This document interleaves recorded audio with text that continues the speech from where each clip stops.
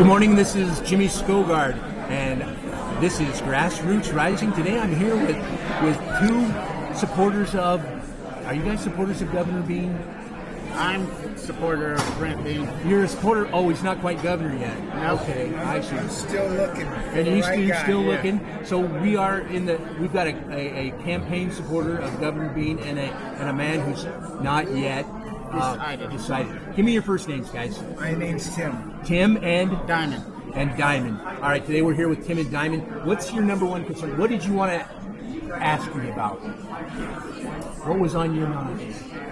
Better paying jobs for the middle age bracket. Better paying jobs for the middle age. How do we get better paying jobs in Wyoming? You guys have any ideas? Are you looking for? I'm the candidate, right? I'm supposed to tell you. I'll tell you how I got a better paying job.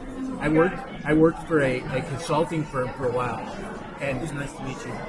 And I working for that consulting firm. I got to write invoices to the customers for that consulting firm, and I would get like $9-10 an hour because that was back in the day, right?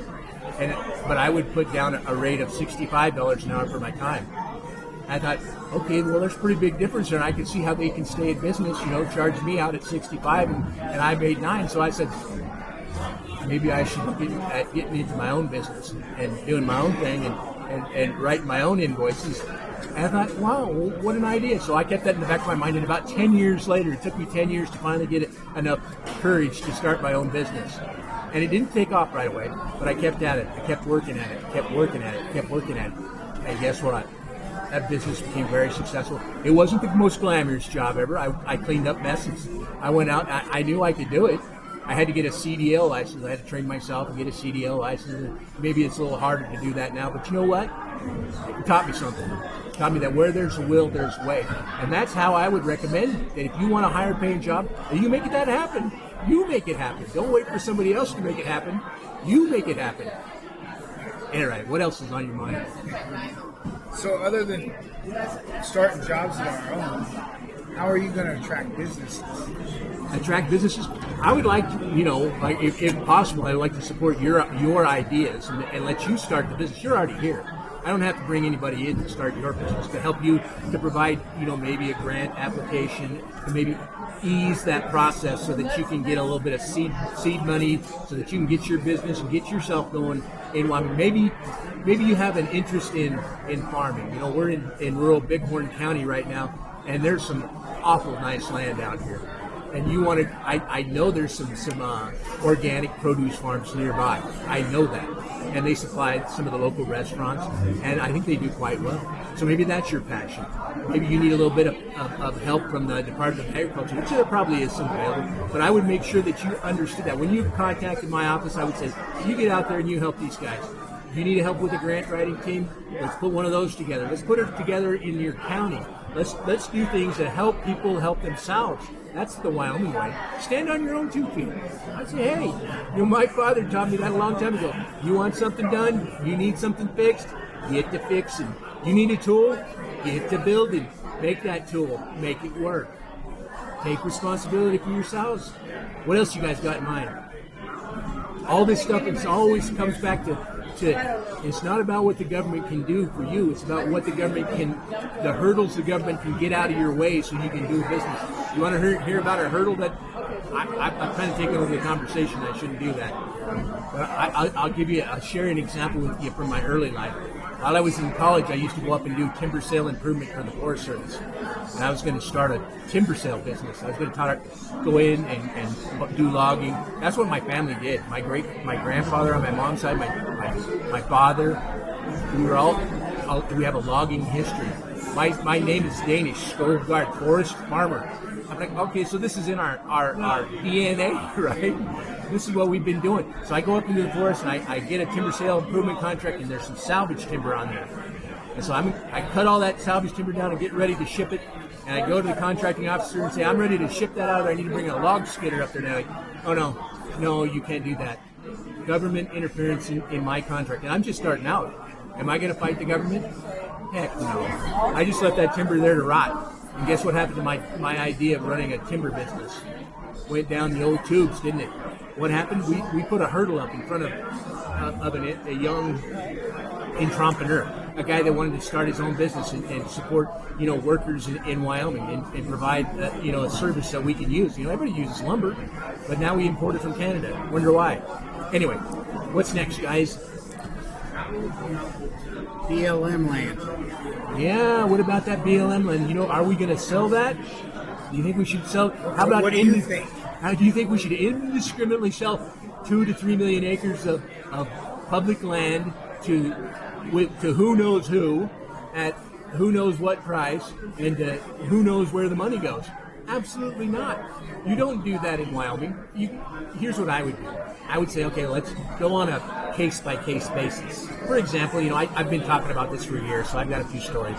A guy comes up to me and says, I live in Midwest Wyoming, and the BLM owns a section that we can't expand the town. I'm like, maybe Midwest Wyoming needs to expand where that BLM section is. So that would be one that I would say the folks in BLM and in Natrona County should take a look at selling. But that should be up to the folks in Natrona County and right there in Midwest Wyoming, whether or not they want that sold, who they're going to allow it to be sold to, and where the money's going to go. And so that's how I would handle it on a case-by-case basis with the people, with a great, a powerful input from the people that it's going to impact. Exactly how that should be handled. So, tell me if I'm wrong. Is Hagerman stating the fact that she would sell it indiscriminately? No, what happened with Harriet is she's our House representative right now. What she stated is that there would be 2 to 3 million acres, 5% of public lands in 11 western states that would be sold. And that was slipped into the one big beautiful bill, and it passed the House of Representatives. It passed. So she voted yes, aye on that, while our neighbors in Montana had 0 acres in Montana for sale in that bill. And what did they do? They just said they wouldn't support it. If you want our vote, then exempt Montana. I'm like, well, why, Harriet, then when you step over there to the Montana side and say, I'm with these guys, exempt Wyoming, and you got my vote. We don't care if you sell public land in downtown Nevada, in Las Vegas, right? Downtown Las Vegas, there are BLM sections that are just barren. I don't know if you've been around. Have you ever driven around Las Vegas? You'll see these nothing zones. And yeah, those San Diego as well. They need to be sold. Absolutely, they need to be sold, but on a case-by-case basis with strong input from the people that it will affect. Diamond was mentioning, what if you gave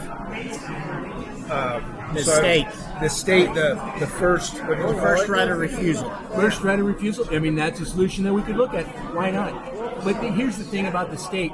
Once the state takes control of it, we lose control over it at the local level. And I kind of like the local level option a little bit better. Now, the state option may be better if there's mineral resources that need to be managed, because there are a lot of public grants. What about the wildlife? Yeah, but on the pieces that I'm looking at, we probably, if there's no public there, then why are we selling the land to begin with?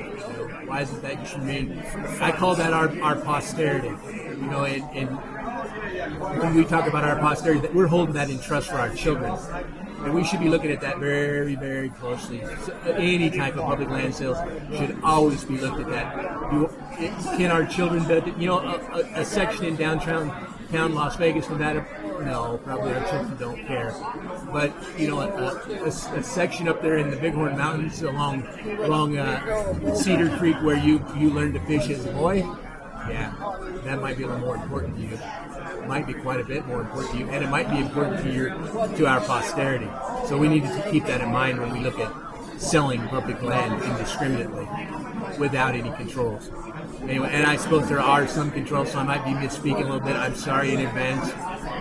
Anyway, what's next on your list of concerns? Because how about, you guys are of the age of, you guys want to talk about, we're running out of time, but one thing I've noticed amongst some younger folks is they're a little more concerned about climate change than us older folks. No, not at all.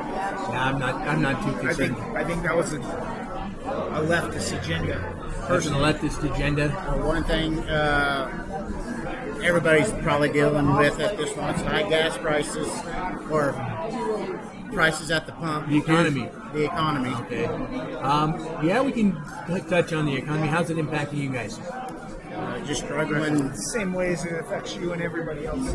Yeah, so I got to pay more money now to drive down here from Casper. And electricity, right? Electricity's gone up Food. 30%. Food is kind of sneaking up maybe 3-5%. You know, we're starting to see a few Well, it increases. depends on what you're buying. True. If you're buying steaks at Walmart, Yeah. one of those chopped steaks, I saw it yesterday. It was $60 for Yeah. one steak. So, what do you think, as a senator, the idea that we can just spend money without any recourse is appalling to me. I mean, we're from a conservative state here in Wyoming, and we manage our money very well. I mean, actually, we would be paying a much higher tax rate if we didn't have our permanent mineral trust fund. That would be something that I would be looking to establish in the federal government. I would call it a sovereign wealth fund, and I would be using it to guarantee things like Social Security and Medicare, everything that we pay in now. And I'd say you can't use treasuries to back that. You're going to have to actually put some skin in the game if you want people to be paying in their entire life and then say, "Oh, we might not be able to fund this anymore." I'm like, no, I don't think that's allowed. You pay into this as a child, you pay into this as a teen, you pay into this throughout your entire life. It's going to be there at the end. It needs to be there, and it needs to be guaranteed with something more than just a hope and a dream and an interest rate that we can mess with. We need to tie it to something that. What about the retirement of the state workers? Yeah, that's a state issue. You know, what are we going to do about making sure that they make money? Well, I would say that we do the same thing. We tie that to the permanent mineral trust fund. Why not? You know, that's going up and up and up and up. Why don't we guarantee our retirement funds with something like that? And guaranteed 2% gain a year. You know, I'm not going to be running for a state office, but I certainly will be able to talk to different representatives. You know, I'll have a little bit of an influence when I sit down and the constituents say, "Hey, Jimmy, we want to see something like this." And I go, "Oh, okay. Well, let's go have that conversation with all 91 of those guys. We'll sit them down, and if I have to go and talk to them one at a time until I figure out what's going on, that's what I plan to do. I plan to talk. I suppose I probably demonstrated that a little bit more than I should, right?" Anything to... We wanted to hear your views. Right. Let's finish up on this conversation and we can continue talking off the air. All right. So, any last comments before we let this conversation go? Nope. Everything's doing good. All right. I'm going to thank everybody for listening today. And folks, I'll talk to you tomorrow.